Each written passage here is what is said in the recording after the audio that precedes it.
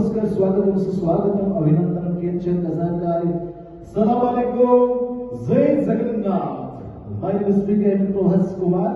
तो जन भाई को पई पदे जे निज गाँ को बहुत भल पाती, किए बात निज गाँ को न भल पाए, किए बात निज माँ को भल न पाए। तबे से जन भाई को पई पदे सेठी बारा मसारे तेरा परवा सबु लगे नुआ नुआ सेठी धान बिलारे सुना फसला पवन भी मन छुआ चितौ चकुली आरिसा पिठा गजरे चढ़े गाए कविता सेठी बासी पोखरी लागे बढ़िया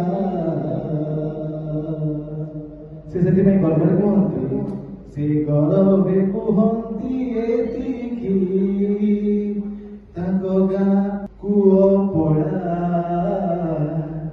से गौरवे कहती एतिकी ताको गाँ कुओ पड़ा।